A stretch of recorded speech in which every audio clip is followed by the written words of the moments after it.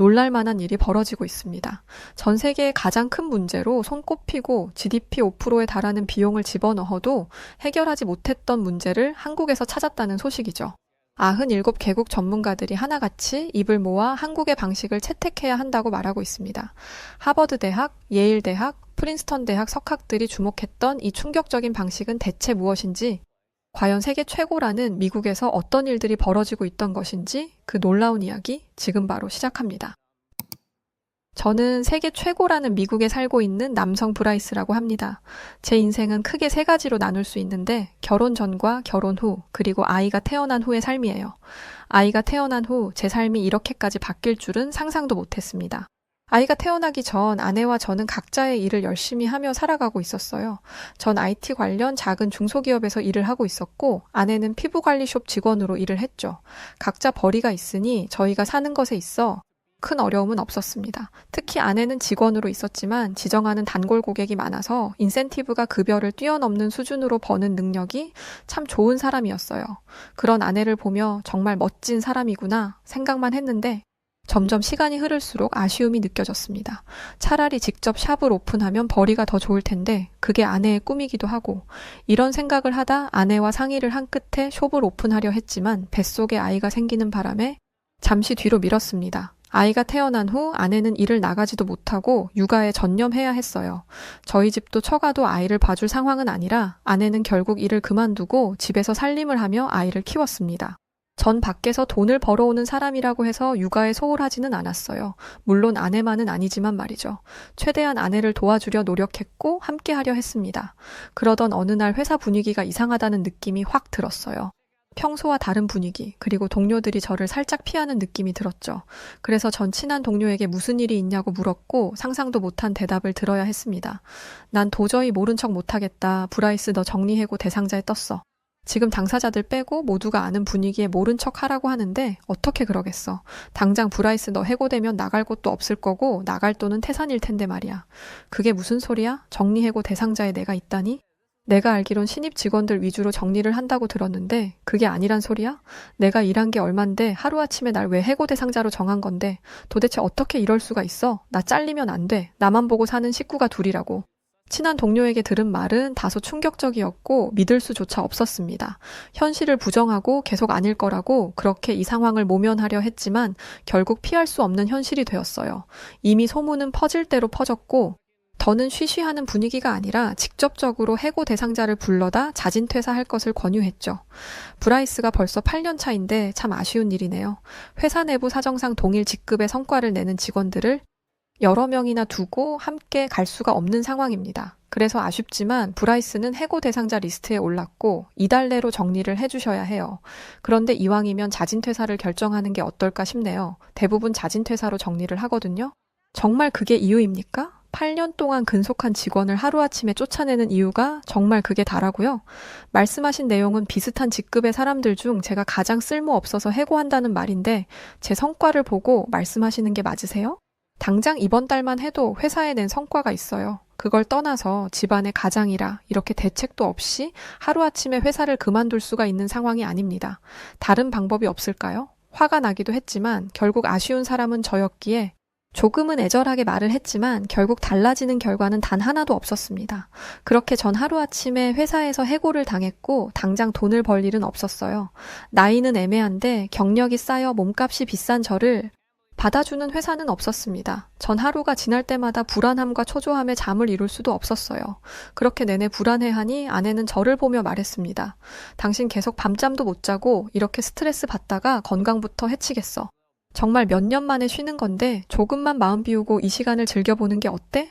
벤틀리도 아빠랑 있으니 너무 좋아하잖아. 그동안 회사 일 하느라 애 잘 못 봐줘서 힘들어 했는데 난 오히려 잘된 일이라고 생각해. 그렇게 천천히 마음 비우고 찾다 보면 분명 좋은 곳이 나타날 거야. 집에서 돈 버는 유일한 사람이 나였는데 어떻게 천하태평하게 있을 수 있겠어. 하루라도 빨리 돈을 벌어야 하잖아. 나갈 돈은 정해져 있는데 들어오는 돈은 없으면 금방 마이너스라고. 아내는 저를 위해서 해준 말이었지만 전 아주 예민하게 반응을 했어요. 그렇게 무려 3달이 흘렀고 도저히 더 지원할 회사도 없었습니다. 결국 저는 집 근처 마트에서 식품 배달원으로 우선 일을 시작했죠. 늘 무거운 식품들을 들고 나르고 평소 타보지도 않았던 큰 탑차 운전까지 참 적성에 맞지 않는 일이었습니다. 그러나 한 푼이라도 벌어야 한다는 생각에 아무 생각 없이 일을 했죠. 그래도 그렇게 벌어오는 돈이 생기니 집안의 평화는 유지되었고 제 마음도 한결 편했습니다. 이렇게 우선 쭉 일을 하다 보면 분명 해결책이 있을 거라고 생각했어요. 그런데 제게는 또 다시 문제가 생기고 말았습니다. 무겁고 큰 상자를 계속 옮기던 중 발이 접질러지면서 그대로 넘어졌어요. 허리에 발목 그리고 얼굴까지 꽤 크게 다치고 말았습니다. 곧장 병원으로 가서 검사를 받고 대기 중에 아내가 헐레벌떡 아이를 데리고 왔죠. 저를 한참 보더니 아내는 아무 말 없이 말했어요. 괜찮아, 크게 안 다쳤으니 됐어. 이만한 게 정말 다행이야.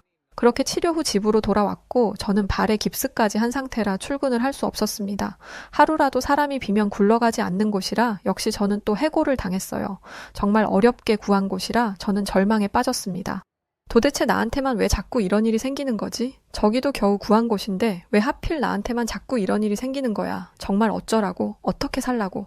한껏 화를 내는 저를 보며 아내는 말했습니다. 그만해. 브라이스, 내가 정말 진지하게 생각을 해봤는데 내가 원래 차리려던 내 숍 차릴게. 내가 돈을 벌 테니까 당신이 집에서 벤틀리를 봐주는 게 좋을 것 같아. 그게 무슨 소리야? 아빠인 내가 나가서 돈을 벌어야지 집에서 애를 보라고? 당신 왜 그래 정말? 어느 집에서 그렇게 사는데 누가 그렇게 사냐고. 전 아내의 황당한 제안에 발끈해 버럭 화를 냈어요. 다른 나라도 대부분 비슷한 형태겠지만 아빠인 제가 집안의 가장이니 돈을 벌어오는 게 맞다고 생각했습니다. 제가 이렇게 화를 내자 아내 입에서는 정말 충격적인 말이 나왔어요. 이게 지금 생계가 달린 문제인데 단순히 고집 부린다고 해결될 것 같아? 당신 세상 돌아가는 꼴을 좀 봐봐. 지금 미국 저출산 이슈가 얼마나 심각한지 알고 있어? 그게 이유가 뭐라고 생각해? 여성 가사 노동이 당연시되면서 여성들은 일을 하기가 어렵게 사회적인 분위기가 흘러간다는 생각은 안 해봤어? 갑자기 미국 저출산 이야기를 꺼내는 아내를 보고 황당했지만 아내의 말은 일리가 있었어요. 미국은 현재 저출산 이슈가 굉장히 주목받고 있습니다. 출산율이 역대 최저 수준을 기록하며 인구 감소에 대한 우려가 커지고 있죠. 2023년 미국의 출산율은 여성 1명당 1.6명으로 떨어져 인구 유지에 필요한 2.1명에 크게 못 미치는 상황이었어요. 이건 단순히 경제적 이유만으로 설명되지 않는 복합적인 사회 현상으로 젊은 세대의 가치관 변화와 양육에 대한 인식 전환이 시급했습니다.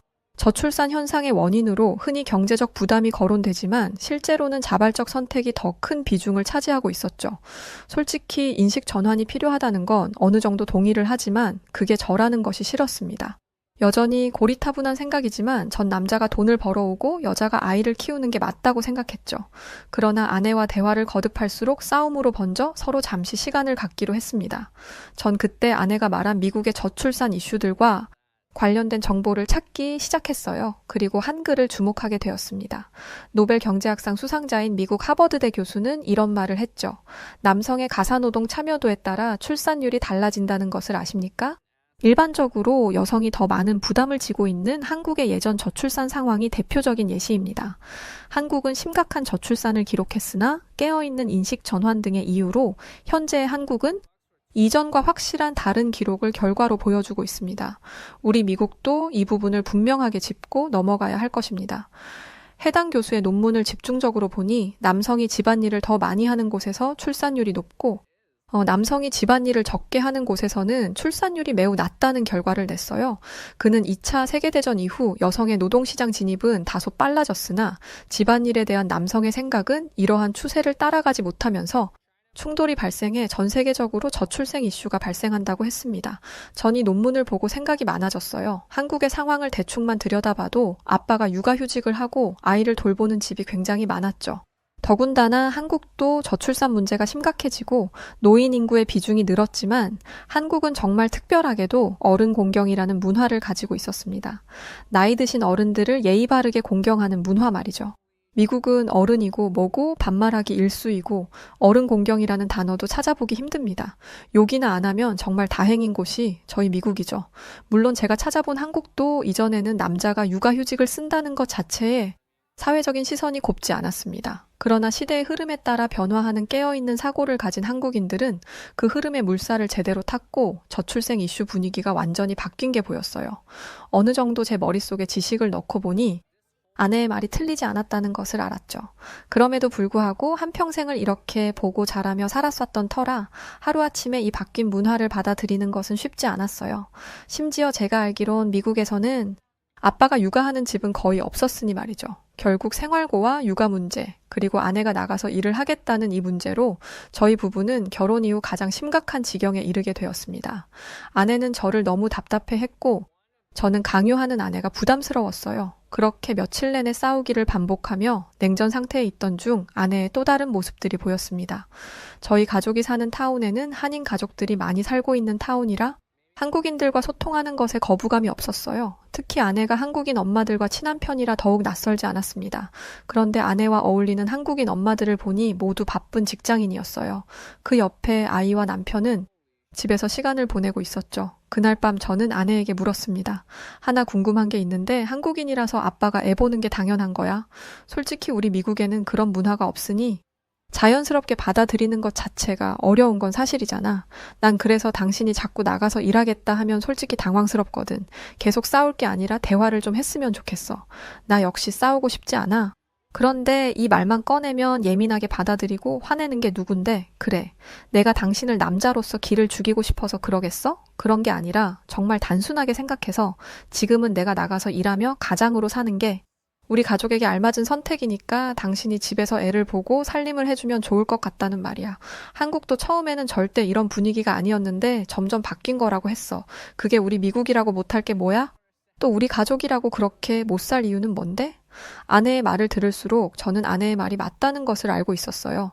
그리고 백수로 살면서 타운을 낮에만 걸어 다녀도 아빠와 함께 있는 아이들이 많이 보였습니다. 그래서 전 용기를 내 한국인 아빠와 대화를 하게 되었어요. 정말 그들이 이 선택을 후회하지 않는지, 한국은 정말로 아빠가 육아휴직 내고 집에서 애를 보는 게 자연스러운 모습인지 궁금했으니 말이죠. 그리고 놀라운 말을 들었습니다. 한국은 저출산 문제가 아주 심각했어요. 물가가 계속 오르니 맞벌이 아니면 먹고 살 길이 없고 그 와중에 애를 낳으면 아내는 쉬고 남편 외벌이로 살아야 하니 아예 애를 낳지 말고 살자는 딩크 부부들이 생겨났죠. 그런데 이런 저출산 문제를 한국 정부에서 지원하기 시작했어요. 출산 시에 제공되는 다양한 지원 혜택뿐 아니라 현실적으로 부모가 아이를 키울 수 있도록 꼭 그게 엄마가 아닐 수 있도록 말이죠. 아빠가 육아휴직을 쓰거나 퇴사하고 집에서 살림만 해도 한국에서 손가락질 하는 곳은 없어요.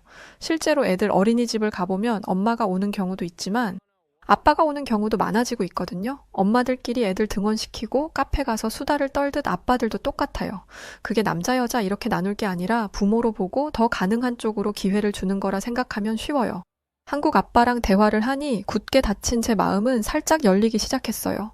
들어보니 이 한국 가족은 부모 모두가 미국에서 자리를 잘 잡고 있었고 아내 쪽이 나가서 일하기를 희망해 남편이 흔쾌히 살림과 육아를 맡아서 하고 있다고 했죠. 그게 이상한 게 아니라 자연스러운 변화라고 생각하니 저도 그렇게 해야겠구나. 점점 생각이 굳어졌습니다. 저는 아내에게 용기를 내말했죠. 당신 꾸미던 숍 차리자. 내가 집에서 살림하고 벤틀리 볼게.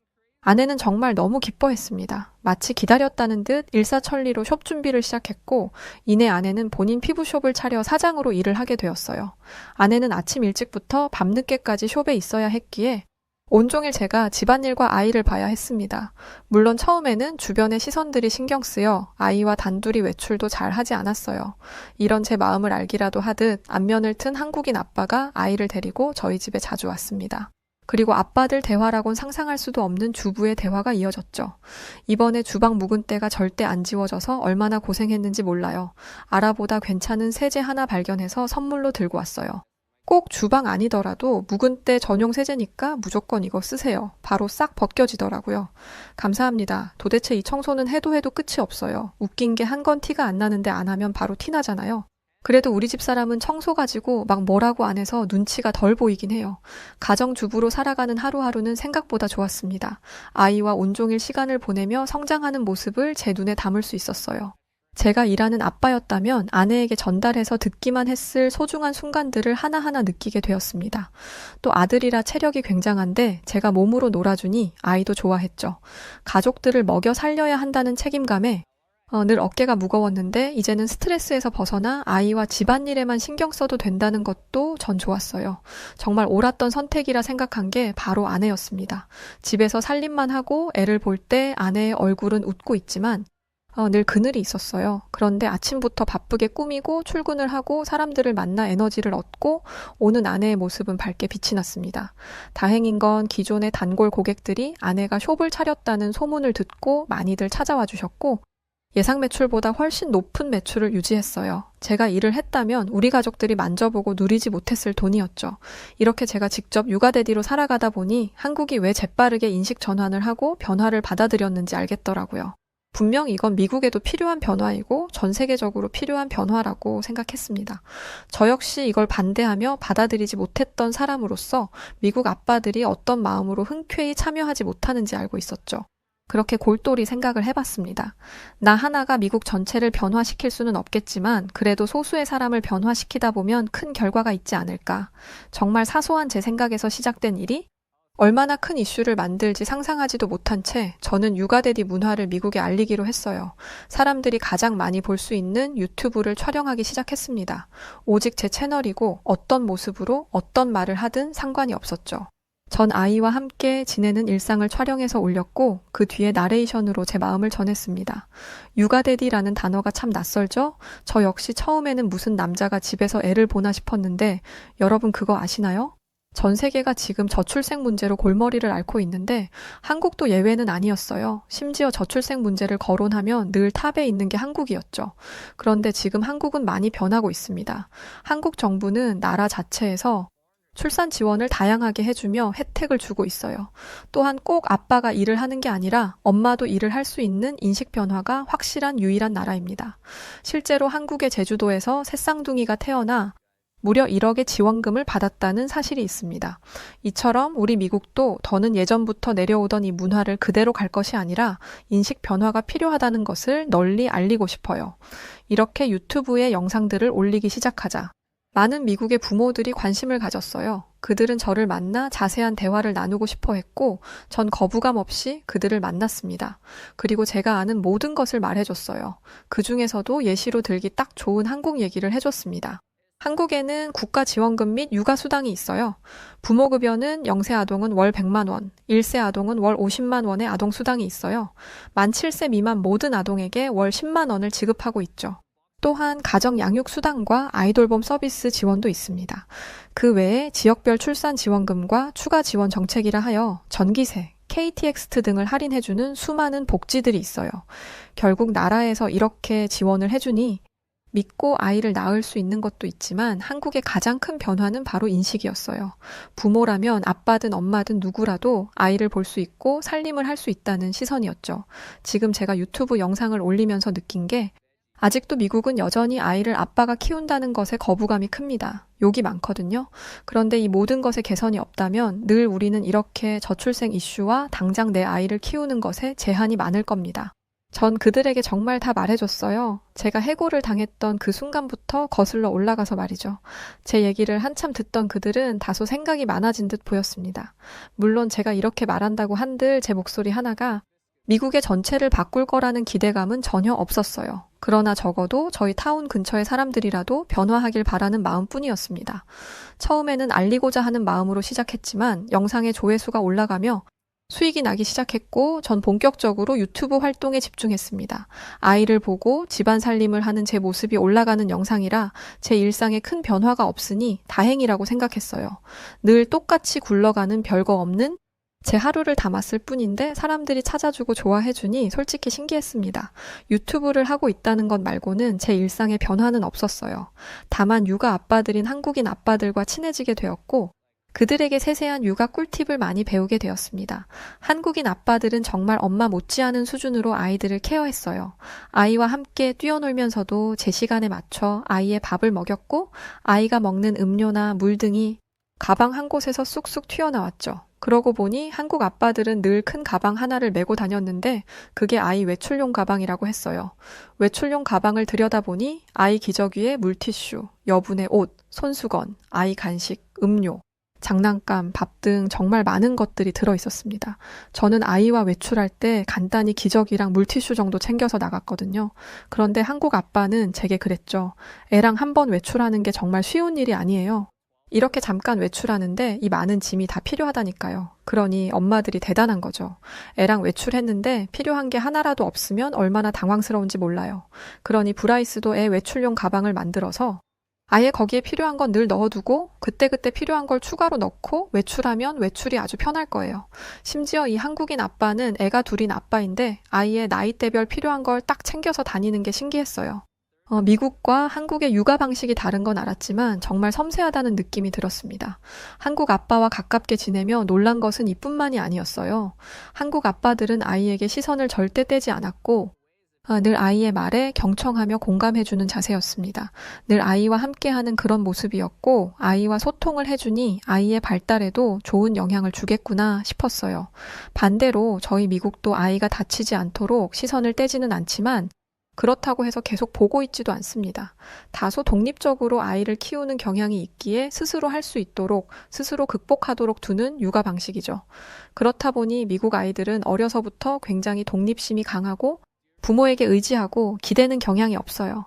저 역시 이게 맞다고 생각을 했지만 막상 한국 아빠들의 모습을 보니 이상한 감정이 느껴졌습니다.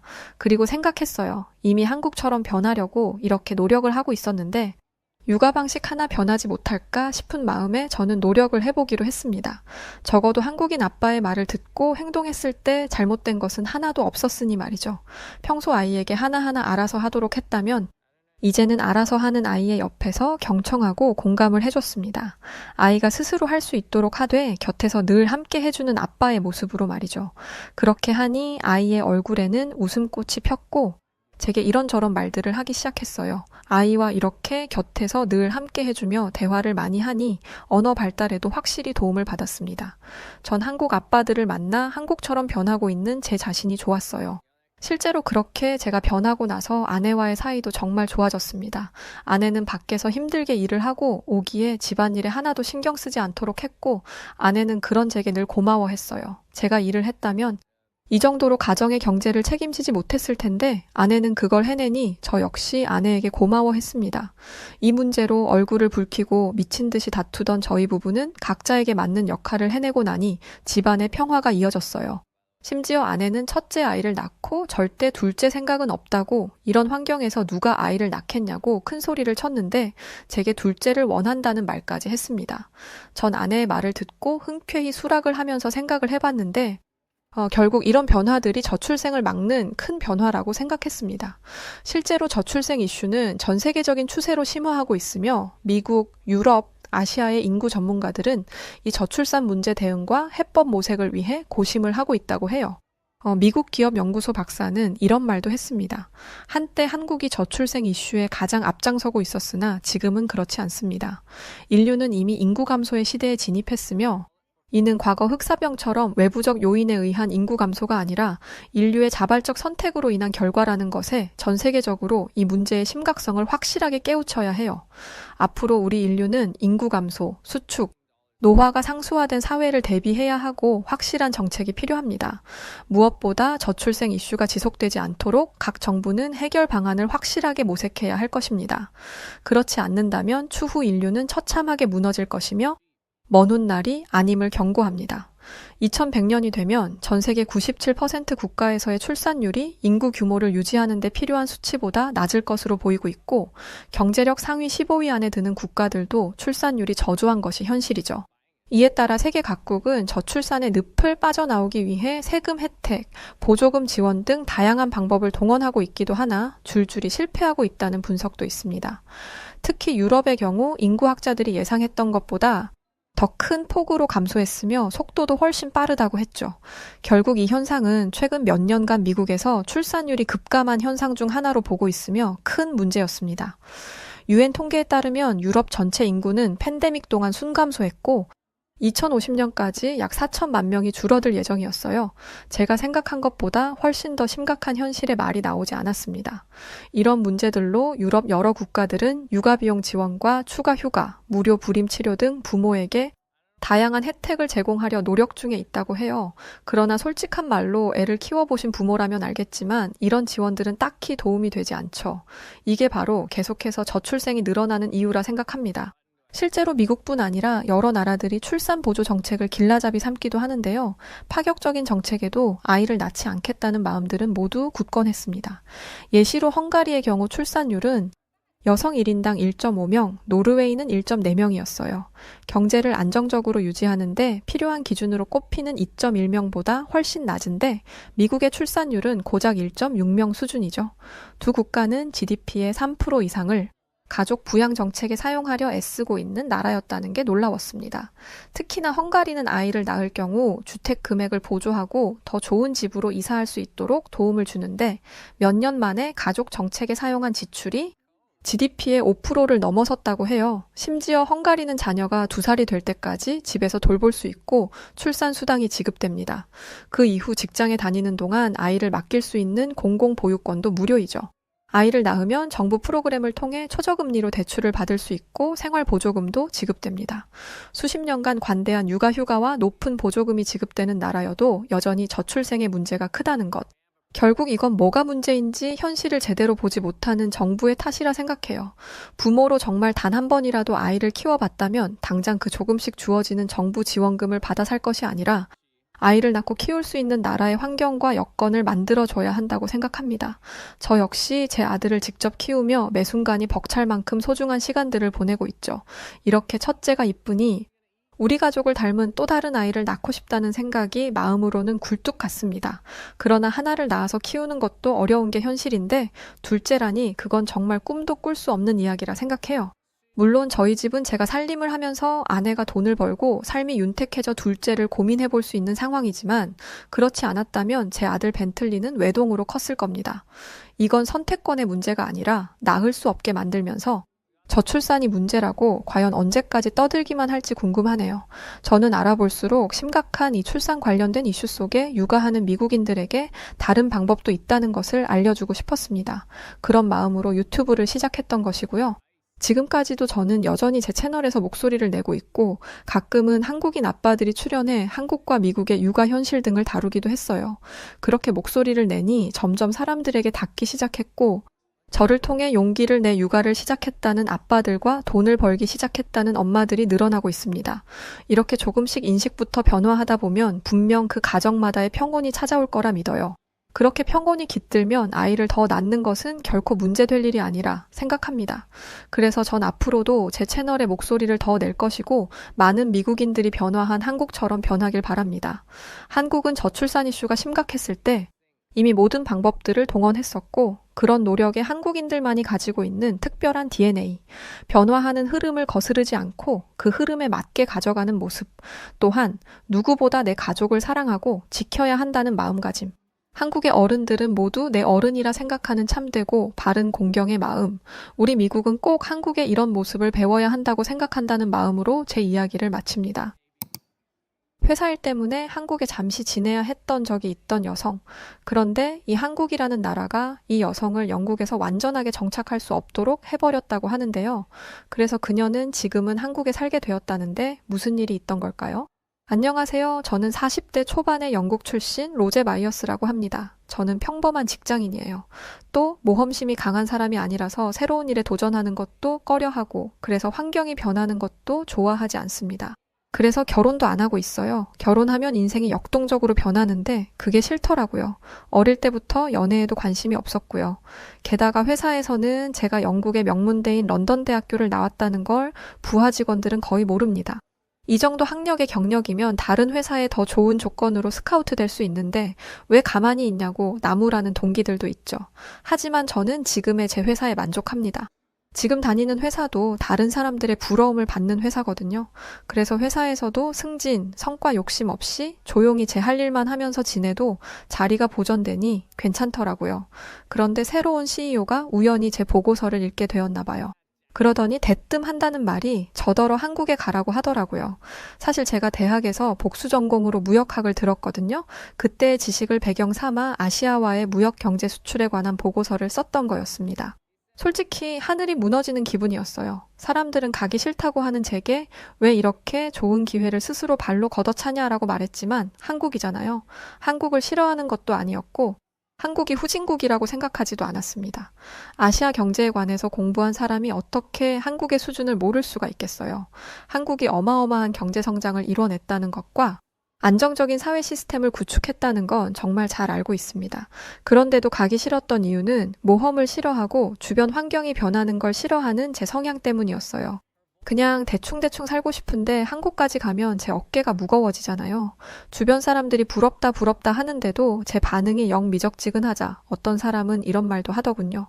한국에서 살고 있는 지인이 있는데 정말 진짜 살기 좋다던데요. 인프라도 너무 좋다고 하던데 라는 말을 하면서 어차피 갈 거 마음 편히 가라고 하더라고요. 한국이 살기 좋아봤자 영국만 하겠어요? 영국에서 나고 자랐을 뿐만 아니라 먼 친척까지도 전부 영국 출신인 저에게는 영국이 세상에서 가장 살기 좋은 나라였습니다. 그런 제게 한국의 인프라를 언급하다니 별 도움이 안 됐어요. 제가 한국에 가는 건 기정사실화되어 있었고 저는 정말 울며 겨자 먹기로 한국으로 향했습니다. 그런데 저와 함께 한국으로 향한 햄튼이라는 남자 직원은 기대에 부풀어서 어쩔 줄 모르더라고요. 그러고는 설레는 마음을 도무지 주체하지 못하겠는지 참을 수 없다는 듯 묻지도 않은 말을 쏟아내기 시작했습니다. 로제 씨, 진짜 제가 살다 한국에 다 가보네요. 아니 이게 출장도 아니고 파견직인 거잖아요. 제가 한국을 얼마나 가고 싶어 했는지 아세요? 저희 부서에서는 한국에 가고 싶어 하는 사람이 10대 명이나 돼서 경쟁률 뚫느라 진짜 고생했는데 진짜 너무 떨려요. 누구는 도살장에 끌려가는 소처럼 못마땅한 게 한두 개가 아닌데 옆에서 눈치 없이 떠들어대는 걸 보니 괜히 짜증이 불쑥 나더라고요.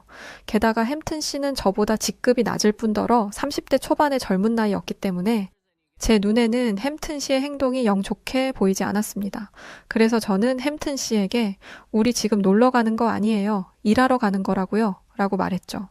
그런데 햄튼 씨는 눈을 동그랗게 뜨며 제게 말했습니다. 팀장님은 기대되는 게 없으신 건가요? 일도 일이지만 한국에서 머무는 동안 일만 할 수는 없으니까 저는 일하는 시간 외에 할 수 있는 건 다 해볼 생각이거든요. 팀장님도 그런 걸 찾아보시는 건 어떨까요? 저는 됐다고 말했습니다. 별로 기대될 것도 없었을 뿐더러 일 마치면 집 근처에서 맛있는 음식이나 먹으러 다녀야겠다는 게 제 바람의 전부였어요. 햄튼 씨는 왜 이리 한국을 좋아하는 거죠? 이렇게까지 기대하는 게 의아해서 물어보니 햄튼 씨는 더 신나게 떠들기 시작했어요. 사실 제가 토트넘 호스퍼 캡틴인 손흥민 선수의 팬이거든요. 저도 들어본 이름이었습니다. 영국은 정말 축구에 미쳐있는 나라거든요. 저는 영국인치고 축구를 안 좋아해서 경기를 챙겨보지는 않는데 아무리 관심이 없어도 손흥민 선수의 이름을 모를 리가 없었죠. 햄튼 씨는 손흥민 선수의 경기력부터 시작해서 그 사람의 인성까지 찬양하기 시작했습니다. 마치 무슨 종교를 다스리는 교주처럼 받들더라고요.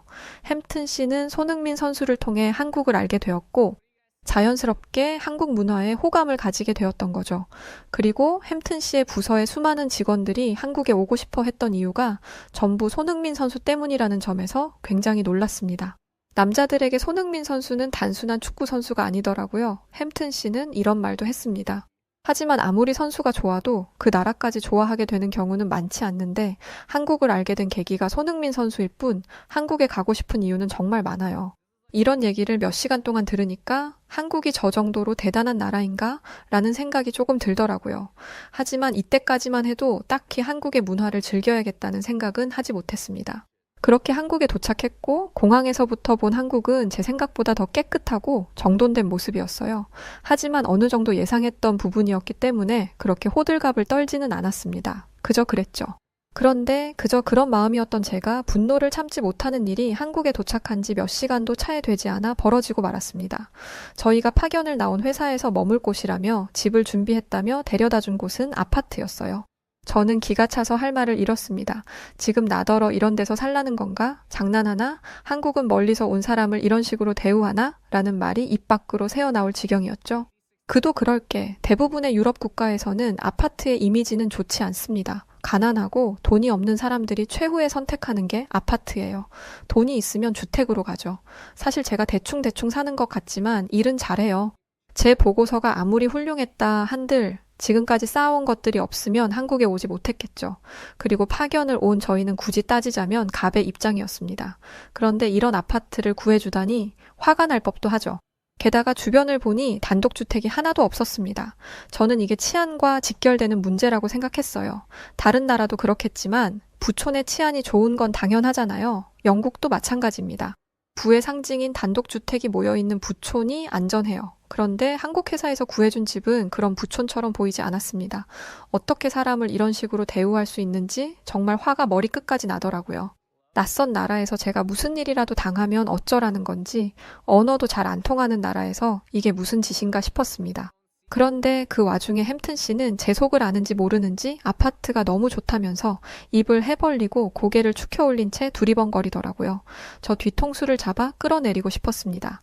아파트를 구경하면서 한다는 말이 와, 이거 유튜브에서 봤었는데 이런 아파트에서 꼭 살아보고 싶었어요. 였거든요. 답답하더라고요. 하지만 어떻게 이걸 티낼 수가 있겠어요. 나중에 슬쩍 집에 대해 이야기해보기로 하고 일단 차에서 내렸습니다. 그런데 차에서 내리자마자 어딘가 이상한 기운을 느끼게 되었어요. 런던 아파트에 들어왔다면 이상한 냄새부터 났을 거예요. 그리고 군데군데 락커로 그림이 그려져 있겠죠. 또 오래전에 지어진 아파트들이 대부분이라 노후화된 게 티가 나요. 그런데 한국 아파트는 좀 달랐습니다. 일단 뭔가 넓었어요. 건물 앞에 넓은 놀이터가 있고 도로가 잘 정돈되어 있더라고요. 게다가 건물 외관도 아주 깔끔하게 지어져 있었습니다. 이상한 냄새는커녕 아파트 주변을 삥 둘러 형성되어 있는 화단에는 예쁜 꽃들마저 피어 있었죠. 여기서 살짝 당황했습니다. 제가 생각한 아파트와 전혀 달랐거든요. 아파트라는 말에 꽂혀서 기분이 나빠 차를 타고 들어오면서 제대로 보지 못했는데 이런 반전이 있을 줄은 상상도 못했습니다. 아파트의 놀라운 점은 이게 전부가 아니었어요. 직원이 아파트 시설에 대해 설명해 주는데 세상에 아파트에 게스트하우스가 따로 있더라고요. 손님들이 오면 묵을 수 있는 방이 따로 있는 거였죠. 게다가 그 방을 빌리는데 하루에 고작 3만 원 정도밖에 들지 않았습니다. 게다가 시설도 좋아서 웬만한 비즈니스 호텔 정도는 하더라고요. 물론 제게 손님이 올 일은 거의 없겠지만 이런 시설 자체가 쇼킹이었습니다. 한국 친구들을 잔뜩 사귈 거라고 신나하는 햄튼 씨의 눈은 이미 뒤집힌 지 오래였고 말이죠. 이뿐만이 아니었습니다. 저는 놀이터를 보고도 놀랐어요. 아니, 놀이터 바닥이 푹신하더라고요. 최근 언니의 늦둥이 아들이 놀이터에서 놀다가 잘못 떨어져 다리가 부러졌다고 해요. 그런데 한국 놀이터에서 놀다 보면 최소한 그런 일이 없겠더라고요. 그리고 놀이터에 있는 놀이기구가 최소 4, 5개는 되는데 이런 놀이터가 한 아파트에 4개나 있었습니다. 그것도 다른 놀이기구로 구성되어 있었죠. 놀라운 건 이게 전부가 아니었어요. 아파트 안에 별의별 상가가 다 있더라고요. 음식점은 기본이고 24시간 동안 운영되는 편의점, 세탁소, 빨래방 등 일상생활을 하는데 필요한 모든 것들이 아파트 안에 있었습니다. 운전을 할 필요도 없었어요. 걸어오면 코앞인데 뭐 하러 차가 필요하겠어요. 저는 방금 전까지 툴툴거렸던 건 싹 잊고 이미 한국식 아파트의 매력에 푹 빠져있는 상태였습니다. 이런 곳이라면 한 달 내내 갇혀 있어도 심심하지 않겠더라고요. 운동, 쇼핑, 산책 등 모든 걸 할 수 있잖아요. 그런데 놀라운 건 이게 다가 아니었습니다. 대체 저를 어디까지 놀라게 하려고 하는 건지 진짜 중요한 건 집 안에 있더라고요. 솔직히 아파트 시설이 너무 좋다 보니 집 내부 시설은 살짝 떨어질 수도 있겠다고 생각했어요. 그런데 세상에 문을 열고 들어가니 웬 호텔방이 마련되어 있더라고요. 방 2개에 거실 하나, 화장실 하나 크기였는데 아주 깔끔하게 인테리어가 되어 있었습니다. 게다가 저는 비염이 심해서 먼지에 예민해요. 그래서 청소가 안 되어 있는 곳에 가면 바로 재채기를 하는데 그런 것도 없었습니다. 알고 보니 한국에 있는 이사청소라는 서비스를 받아뒀더라고요. 사람이 이사를 오기 전에 하수구, 하다못해 환풍기 내부까지 청소해주는 서비스가 있다는 사실에 감격스러운 마음까지 들었습니다. 전체적으로 소독까지 해뒀다는데 이젠 한국 직원들의 배려에 눈물이 날 지경이었어요. 또 한 가지 놀라웠던 건 집 안에 설치된 시스템 에어컨이었습니다.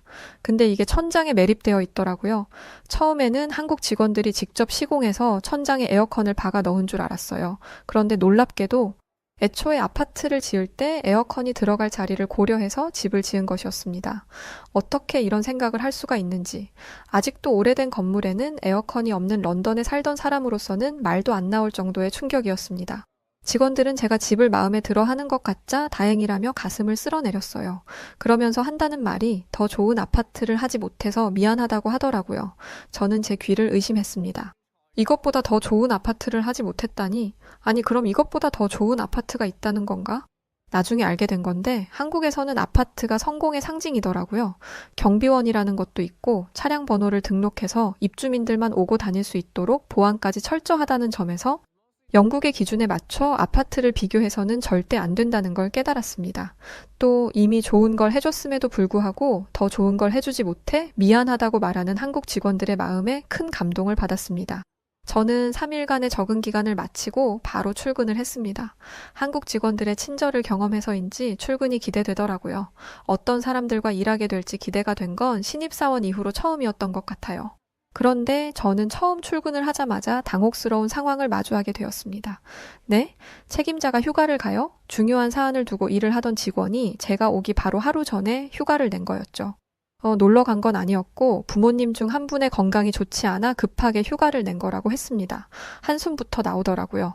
피치 못할 사정이 있었다는 건 이해했고 중요한 프로젝트가 있음에도 불구하고 휴가를 쓴 그 마음도 이해합니다. 그런데 책임자가 있어야 대화를 하건 뭘 하건 하는데 그 중요한 사람이 사라져 버린 거잖아요. 이마를 짚고 고뇌에 빠져 있는데 제 눈치를 보던 한 직원이 와서는 그래도 인수인계를 다 마치고 갔으니 걱정 안 하셔도 됩니다. 라고 하는 겁니다. 저는 인수인계라는 말 자체를 이해하지 못했어요. 책임자가 갑자기 자리를 비우게 되면 다른 사람에게 업무에 관한 전반적인 내용을 전달하고 가는 거더라고요. 저는 이런 개념을 처음 들었습니다. 영국에서는 이런 게 없어요. 한국 사람들은 이해가 안 되겠지만 실제로 그렇습니다. 휴가 쓴다는 메일을 당일에 보내는 게 당연하다고 여겨지는 분위기거든요. 저희 회사만 그런 게 아니라 다 그렇습니다. 이 얘기를 한국 직원들에게 하니 그러면 그 사람이 없는 동안 일은 어떻게 되냐고 묻더라고요. 그러면 그 일은 멈추고 다른 일부터 하게 된다고 말하니 그런데 실제로 대화를 나눠보니 처음부터 이 일을 했던 사람이라고 생각될 정도로 업무를 세세히 꿰고 있더라고요. 정말 놀라웠습니다. 부모님이 편찮으신 상황에서 급하게 휴가를 내야 하는 상황에서도 밤을 새가며 인수인계 자료를 만들고 깔끔하게 업무를 전달한 그 책임감이 말이죠. 영국에서는 상상조차 할 수 없는 책임감이었어요. 내가 할 일은 어떻게든 해내고 조직에 폐를 끼치지 않겠다는 그 다짐이 느껴지는 듯 했죠. 이건 정말 영국뿐만 아니라 모든 나라가 배워야 하는 자세라고 생각합니다. 이렇게만 한다면 일을 100배는 더 효율적으로 할 수 있을 거예요. 그런데 한국의 조직 문화는 영 저랑 안 맞더라고요. 영국은 개인주의적인 부분이 큽니다. 그래서 협력을 한다는 개념이 없어요. 팀이라고는 하지만 자기 일을 하는 것만으로도 제 몫을 다 했다고 생각하죠. 저도 그랬고 팀장이 되면서 협력의 필요성이 느껴져 조금씩 분위기를 바꿔보려 노력하고 있지만 저조차도 쉽지 않은 일입니다. 그래서 한국의 회식 문화가 필요하다는 건 알면서도 그게 썩 반갑지는 않았어요. 그런데 한국의 회식은 제 생각과 전혀 다르더라고요. 오기 전에 한국인들이 술을 정말 좋아한다는 말을 들었던 터라 당연히 부어라 마셔라 새벽 내도록 술을 마실 줄 알았는데 점심시간에 회식을 하더라고요. 요즘 회식 문화가 많이 바뀌었다고 들었는데 이런 식으로 자리를 마련할 줄은 몰랐습니다. 당연히 점심에 회식을 하니 술을 마실 일도 없고 어차피 회사에 있는 시간에 회식을 하는 거니 반발심도 덜했고 말이죠. 게다가 회사 돈으로 밥을 먹을 수 있으니 오히려 좋다고 말하는 직원들도 있었습니다. 이런 식으로 함께하는 자리를 만드니 업무 시간에는 하지 못했던 소소하고 사소한 이야기를 나누며 친해지게 되더라고요. 런던에서 와서 아직 적응을 못하던 저도 이 자리에서 직원들과 많은 대화를 나눌 수 있었습니다. 혼자 있는 걸 좋아하는 저도 부담 없이 참여할 수 있는 회식은 처음이었어요. 영국에서는 파티 문화가 일반적인데 그건 정말 곤욕이거든요. 생각만 해도 스트레스 받네요. 한국 직원들은 저와의 관계가 보다 가까워졌다는 것을 느꼈는지 저에게 이것저것 물어보기 시작했습니다. 사는데 불편한 건 없냐? 도와줄 건 없냐는 식의 질문이었죠. 처음에는 불편했어요. 너무 사적인 영역에 대해 코치코치 캐묻는 것 같아서였죠. 좋은 사람들인 건 알겠으나 어쨌든 회사에서 만난 사람들이잖아요. 개인적인 선은 지켜줬으면 하는 게 제 바람이었습니다. 그런데 얼마 지나지 않아 저는 직원들의 이러한 오질 앞에 감사하는 경험을 하게 되었어요. 바로 팔 저림이 심해진 것이었죠. 영국에서도 조금씩 있어 왔는데 한국에 오니까 더 심해지더라고요. 컴퓨터에 오래 앉아있는 직업인데 컴퓨터 키보드를 두드릴 때마다 어깨와 팔이 저릿저릿해서 일상이 너무 불편했습니다. 시도 때도 없이 스트레칭하는 게 신경 쓰였는지 한 직원이 와서는 괜찮냐고 묻더라고요. 평소였다면 어색하게 웃으며 별일 없다고 말했을 저였지만 한 달 정도 불편함을 겪고 나니 말을 할 수밖에 없더라고요. 병원을 가보려고 했는데도 무서워서 못 가고 있었거든요. 병원비도 많이 나올 게 뻔했고 어떤 치료를 받아야 할지도 모르겠어서였습니다. 이렇다 보니 도움을 받아야 할 것 같더라고요. 직원은 제 말을 듣자마자 인터넷으로 뭔가를 열심히 검색하더니 한의원이라는 곳에 가보지 않겠냐고 하더라고요. 한의원이라는 걸 처음 들었습니다.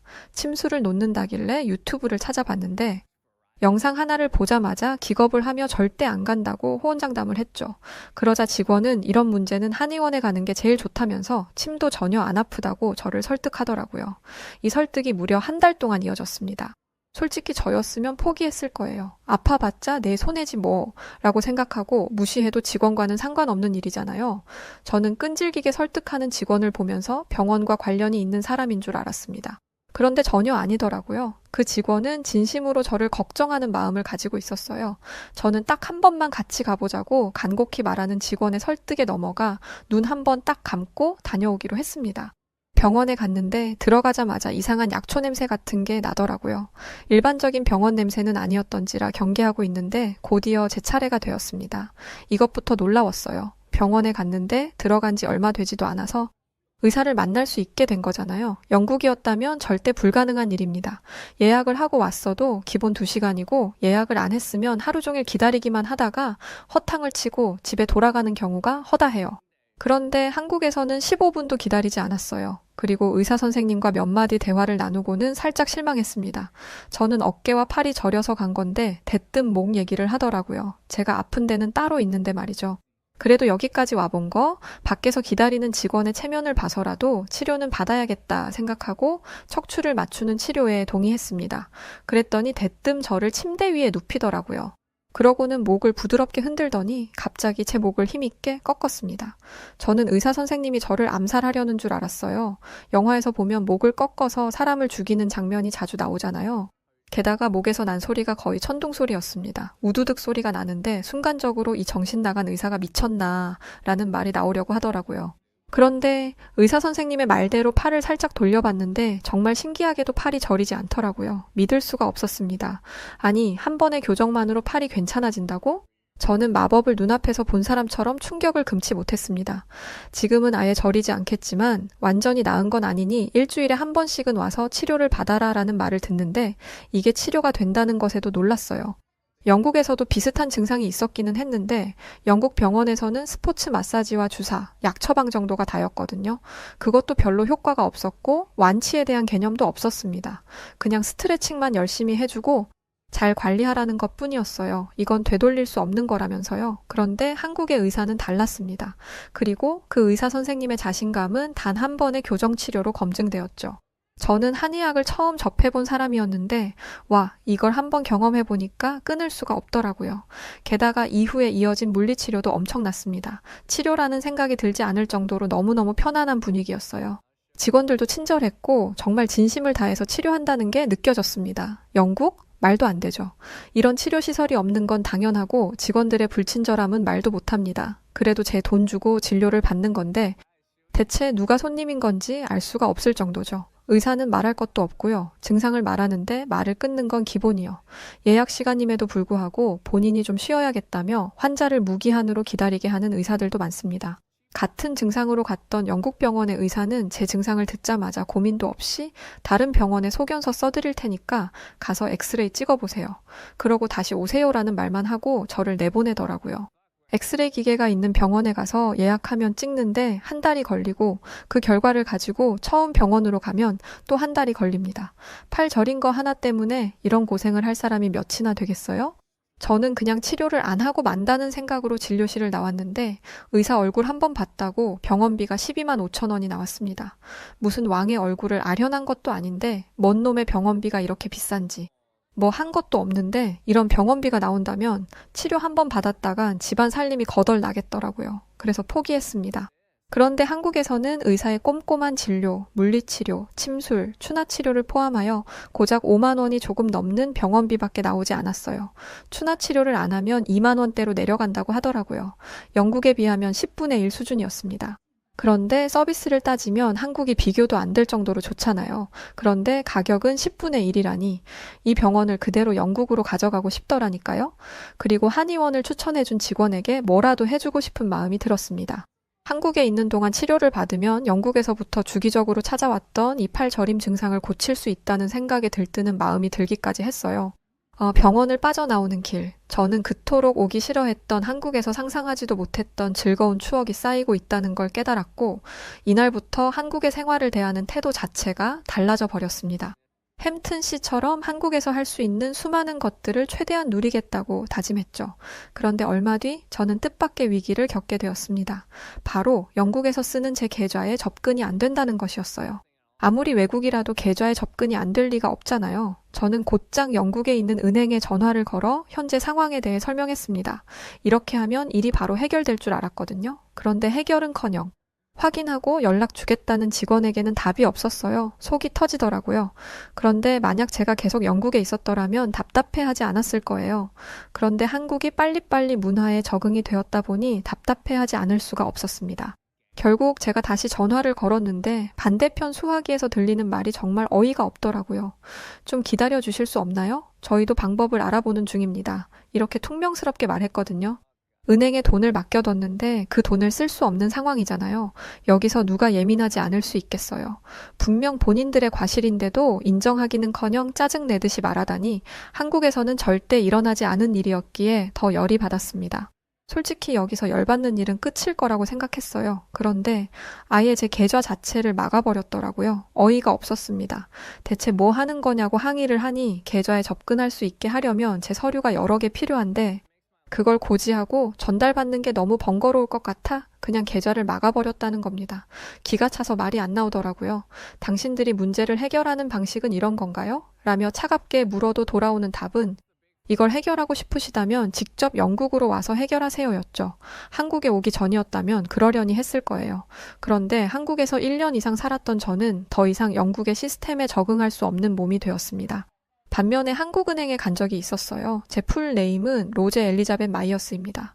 한국인들보다 몇 배는 길죠. 그래서 한국 전산 시스템에 제 이름이 전부 등록되지 않아 똑같이 은행 이용에 어려움을 겪었어요.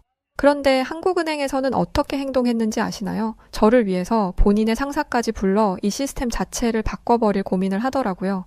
이게 어디 쉬운 일인가요? 그리고 설령 안 된다 하더라도 이렇게 진심을 다해 제 불편함을 해결해 주려고 노력하는 부분에서 정말이지 너무나 큰 감동을 받았습니다. 영국과 너무나도 다른 태도에 감탄하기도 했고 말이죠. 한번 한국의 맛을 본 이상 한국에 계속 남아 있고 싶었어요.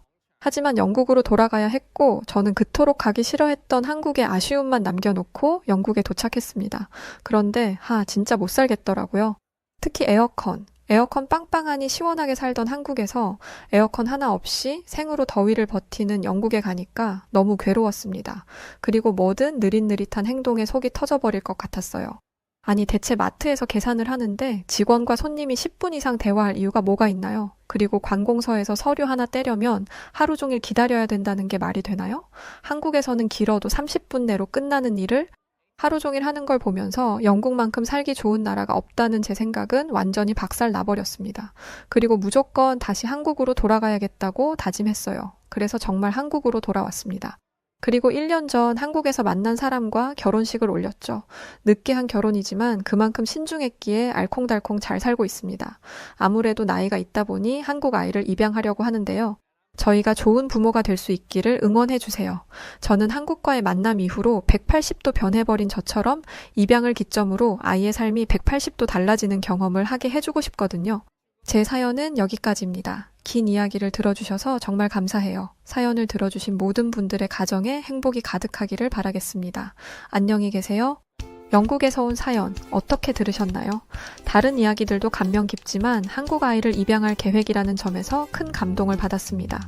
쉬운 결정이 아님에도 불구하고 입양을 선택해준 로제 씨에게 감사 인사를 전하고 싶네요. 자, 그럼 저는 사연을 읽어드렸던 여우튜브 송은지였고요. 더 흥미로운 사연으로 찾아뵙겠습니다. 구독, 좋아요 부탁드리고 끝까지 영상 시청해주신 모든 분들 고맙습니다.